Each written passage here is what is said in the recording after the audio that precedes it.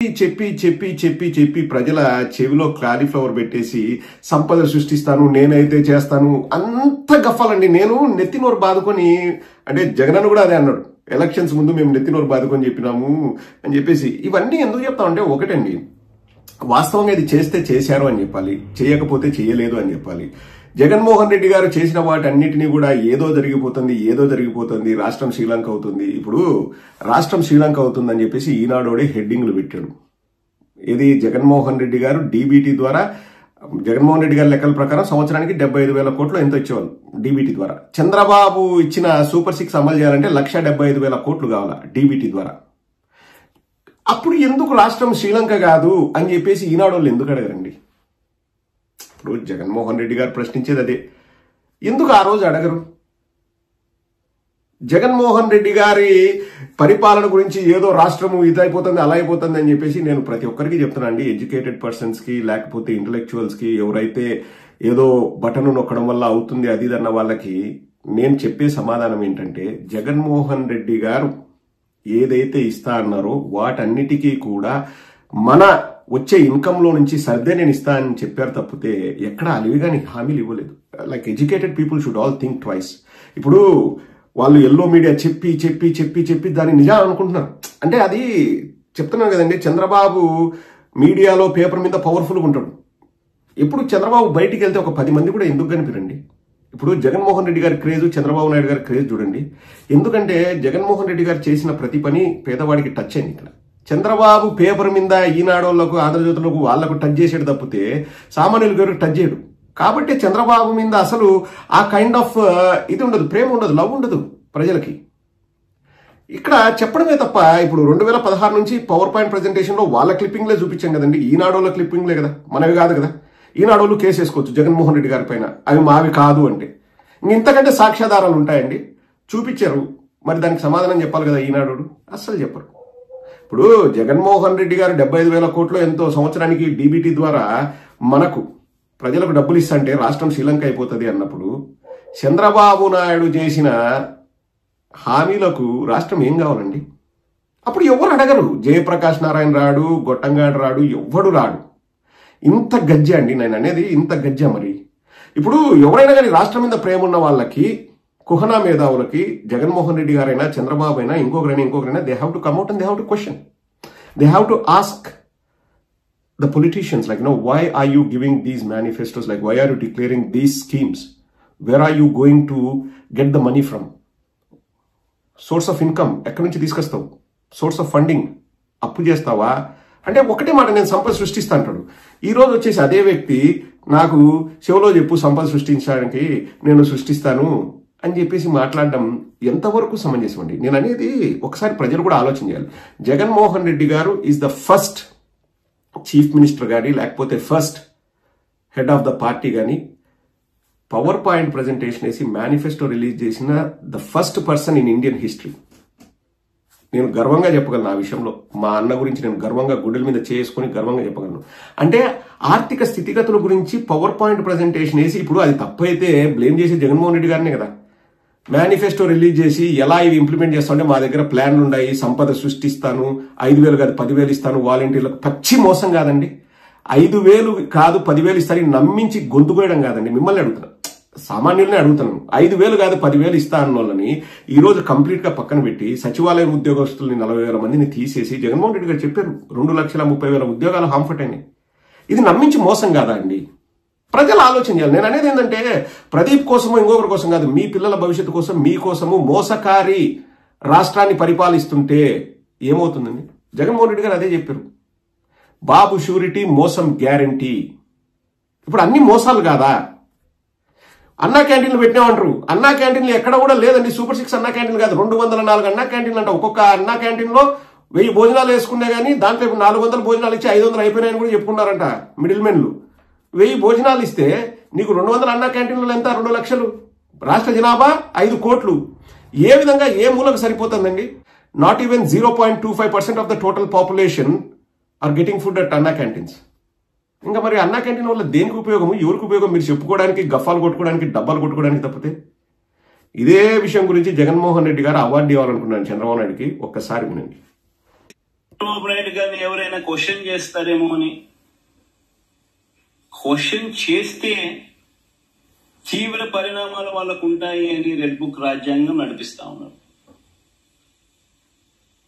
ఎవరైనా అడిగితే చాలు వాళ్ళను హరాస్ చేసే కార్యక్రమాలు జరుగుతూ ఉన్నాయి ఎవరైనా ప్రశ్నిస్తే.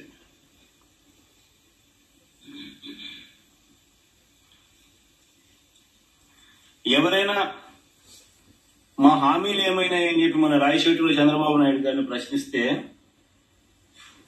చంద్రబాబు నాయుడు గారు ఏమన్నారు, సంపాదించే మార్గం ఏదైనా ఉంటే నా చెవిలో చెప్పుకున్నాడు.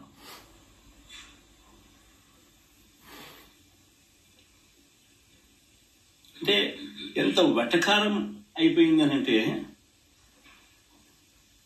నువ్వు రాజకీయ నాయకుడివి, నువ్వు మాటిచ్చావు, అన్ని తెలిసి నువ్వు మాటిచ్చావు, మాటిచ్చి నేను ప్రశ్నిస్తే సంపద ఎలా సృష్టించాలో నాకు తెలియదు, నువ్వు నా చెవిలో చెప్తే నేను తెలుసుకుంటాను, నీ సంపద నేను సృష్టించిన తర్వాత నీకు ఇస్తాను అంటున్నాడు. ఎక్కడ ఎంత వెటకారంగా ప్రజలతో జీవితాలతో ఆడుకుంటా ఉన్నాడు ఈ మనిషి. చీటింగ్ లో PhD తీసుకున్న ఈ వ్యక్తి వితౌట్ ఎనీ డౌట్ ఆయన నటన అన్నది ఏ స్థాయిలో ఉంటుందనంటే,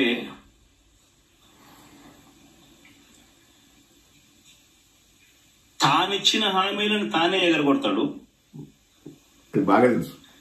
ఎగరగొట్టి చాలా బాధగా ఉంది అంటాడు, ఆవేదనగా ఉందంటాడు, రాష్ట్రం క్లిష్ట పరిస్థితుల్లో ఉందంటాడు, భయం వేస్తుంది అని కూడా అంటాడు, రాష్ట్రం ధ్వంసం అయిపోయింది అని కూడా అంటాడు. ఇవన్నీ కాక అనేటప్పుడు ఆ చేతులు ఊపడము, మాట్లాడటము, దాన వీర శూర కర్ణ. ఎన్టీ రామారావు గారి సినిమా మీరు చూశారో లేదో కానీ, ఆయనకు గారు ఏదైనా అవార్డు ఏదైనా ఉంటే నటనలో అవార్డు ఇవ్వాల్సింది. చంద్రబాబు నాయుడు గారికి అవార్డు ఇస్తే ఇంకా బాగా పర్ఫెక్ట్ గా సరిపోతుంది. ఆ స్థాయిలో నటించే కార్యక్రమం. నేను ఇవన్నీ చెప్పా ఎన్నికలప్పుడు, ఇలానే జరుగుతుంది అని చెప్పా. చంద్రబాబు నాయుడు గారిని నమ్మడం అంటే చంద్రముఖిని నిద్ర లేపడమే అని చెప్పా. చంద్రబాబు నాయుడు నమ్మడం అంటే పులి నోట్లో తల పెట్టడమే అయ్యా అని మొత్తుకున్నా. చంద్రబాబు నాయుడు కంటే ఉత్తమ నటుడు ఉన్నాడండి.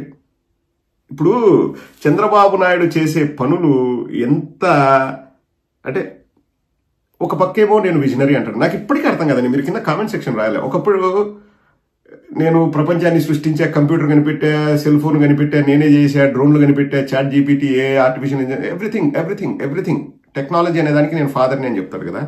2047లో ప్రపంచం ఎట్టుండాలి, $3 ట్రిలియన్ ఎకానమీ ఉండాలి, అది ఉండాలి, ఇది ఉండాలి అని చెప్తాడు. Okay fine. నీకు 2024లో రాష్ట్రం అప్పెంతుంది, లేకపోతే రాష్ట్రానికి వచ్చే ఆదాయం ఎంత ఉందో నీకు తెలియదని ఎలక్షన్స్ అయిపోయిన తర్వాత చెప్పడము ఎంత హాస్యాస్పదం అండి. సరే, నువ్వు మేనిఫెస్టో రిలీజ్ చేసేటప్పుడు అప్పటికే పొత్తులో ఉన్నాడు కదండి. ఈ చిన్న లాజిక్ మీరు ఒక్కసారి గమనించండి. చంద్రబాబు ఏమంటాడు, వచ్చిన తర్వాత మేము వైట్ పేపర్స్ సబ్మిట్ చేస్తున్నాము, లేకపోతే శ్వేతపత్రాలు రిలీజ్ చేస్తున్నాము, మాకు తెలియని విషయాలు చాలా తెలుస్తున్నాయి, ఆశ్చర్యపోయాము, అప్పులింటూ ఏది అని చెప్పేసి బుసు కొడుతున్నాడు. ఎలక్షన్స్ ముందు 14 లక్షల కోట్లు అన్నాడు. 14 లక్షల కోట్లున్నప్పుడే మనకు సూపర్ 6లు ఇస్తామని చెప్పేసి హామీ ఇచ్చాడు. అలవిగాని హామీలు ఇచ్చాడు. జగన్మోహన్ రెడ్డి గారు పవర్ పాయింట్ ప్రెజెంటేషన్ వేసి చెప్పినప్పుడు కూడా, అంటే ఇది సాధ్యం కాదు ఇచ్చేదని చెప్పినప్పుడు కూడా నేను ఇస్తాను. జగన్మోహన్ రెడ్డి గారు పవర్ పాయింట్ ప్రెజెంటేషన్ వేసి మేనిఫెస్టో రిలీజ్ చేసినప్పుడు అందరికీ చెప్పాడు. చంద్రబాబు కూడా చూసిండాలి. పోనీ చూడలేదు అనుకుందాం, జగన్మోహన్ రెడ్డి గారు చెప్పేది ఆయనకి ఇష్టం లేదు కాబట్టి చూడలేదు అనుకుందాం. పొత్తు ఖరారైంది, జనవరిలో పొత్తు ఖరారైంది కదండి. ఎవరితో? బీజేపీతో. కేంద్రంలో అక్కడ పెద్ద టీం ఉంటుంది, ఫైనాన్స్ డిపార్ట్మెంట్ అని. మన డబ్బులు అంటే ట్యాక్స్ పేయర్స్ డబ్బుతో పనిచేసే వాళ్ళు వేలల్లో ఉంటారు. ఏది? ఫైనాన్స్ డిపార్ట్మెంట్లో. మీ కూటమి ప్రభుత్వమే కదా అప్పుడు, జనవరి ఫిబ్రవరిలో కూడా కూటమి ప్రభుత్వమే కదా. జగన్మోహన్ రెడ్డి గారు ఎంత అప్పు చేసినారు, మా రాష్ట్ర ఆదాయం ఎంత, మా వ్యయం ఎంత అని నువ్వు తెప్పించుకొని దాన్ని కూలంకుషంగా చూసి దాని ప్రకారం నువ్వు మేనిఫెస్టో రిలీజ్ చేయాలి కదా. విజనరీ అయితే అండి, నేను అనేది విజనరీ అయితే. పాయింటే కాదండి, ఎడ్యుకేటెడ్ పీపుల్ని అడుగుతాను, ఇక్కడ ఇంటలెక్చువల్స్ని అడుగుతున్నాను. ఇప్పుడు బీజేపీ నుంచి డేటా తెప్పించుకోవడం ఎంతసేపు పని నీకు? నువ్వు మేనిఫెస్టో రిలీజ్ చేయాలంటే బీజేపీ దగ్గర నుంచి డేటా తెచ్చుకోవడం ఎంత పని నీకు? 2047లో ఏముంటుందో నువ్వు విజన్ చెప్తా అనేవాడివి, నీకు డేటా తెప్పించుకోవడం పెద్ద పనే? why don't you speak with factual evidence? Why don't you get fact-based information? ఇప్పుడు డేటా ఉందనుకోండి, it can never go wrong. Nirmala Sitharaman గారు పార్లమెంట్ సాక్షిగా ఎలక్షన్స్ అయిన తర్వాత కూడా మన అప్పు, రాష్ట్ర అప్పు జగన్మోహన్ రెడ్డి గారు దిగిపోయినాటికి 6,41,000 కోట్లు అంటే వీళ్ళు 14 లక్షల కోట్లని ఎలక్షన్స్ ముందు ఉదరగొట్టారు. సరే, 14 లక్షల కోట్లు ఉన్నప్పుడే సూపర్ 6 అమలు చేసి ఇప్పుడు చంద్రబాబు నాయుడు వచ్చేమంటాడు 9,75,000 కోట్లు అంటాడు. ఇంకా తగ్గింది కదా, నువ్వు ఈజీగా ఇవ్వాలి కదా. నువ్వు 1,20,000 కోట్లు అప్పు చేసావు, ఏం చేస్తున్నావు? ఒక చిన్న ఇల్లు మేనేజ్ చేయాలంటే ఎంతో కష్టం అండి, ఎంతో కష్టం. ఒక 5 మంది 6 మంది సభ్యులున్న కుటుంబాన్ని, కుటుంబ పెద్ద నడపాలంటే ఎంతో కష్టం. జగన్మోహన్ రెడ్డి గారు రాష్ట్రం నా కుటుంబం అనుకున్నారు. ప్రతిదీ ప్రజలకు చెప్పి ఎక్కడ కూడా మోసానికి తావు లేకోకుండా కులం చూడం, మతం చూడం, ప్రాంతం చూడం, పార్టీ చూడం అని చెప్పేసి అందరికి మంచి చేసి, చంద్రబాబు నాయుడు ఒకటన్నా నిజాలు చెప్తాడండి? మీరు ఒకసారి ఆలోచన చేయండి. విఘ్నులైన రాష్ట్ర ప్రజలను అడుగుతున్నాను, ఎడ్యుకేటెడ్ పీపుల్ని అడుగుతున్నాను, ఇంటెలెక్చువల్స్ని అడుగుతున్నాను. ఏదో పేపర్ మీద కాకి లెక్కలు పెట్టేసి చంద్రబాబు నాయుడు విజనరీ, దావోస్ పోయి అది చేశాడు, పీకినాడు, పందిరేసినాడు, తేనప్పుడేమో పరిచయాలు పెంచుకోవాలి, తెచ్చేటప్పుడేమో పరిశ్రమలు అనాలి, లేకపోతే జగన్మోహన్ రెడ్డి గారు పోయినప్పుడు మాత్రమే పెట్టుబడుల గురించి మాట్లాడాలి, మేము పోయినప్పుడు పరిశ్రమలు అవన్నీ మాట్లాడకూడదు, పెట్టుబడులు మాట్లాడకూడదు, ఓన్లీ పరిచయాల గురించి మాట్లాడాలి. ఇవన్నీ కరెక్టా అండి? ఒక కుటుంబ పెద్ద చేయాల్సిన పనులు ఇవి? ఆవు శీలం వేస్తే దూడ గట్టున వేస్తుందే, ఆ సామెత సరిపోద్ది చంద్రబాబు నాయుడు కరెక్ట్గా. ఏం జరుగుతుంది ఇప్పుడు? నీతి ఆయోగ్ గురించి కూడా మనకు డేటా వస్తుందండి. నీతి ఆయోగ్ దాని గురించి నెక్స్ట్ వీడియో వేస్తాను. 10 మందికి చేర్చాల్సిన బాధ్యత మీది.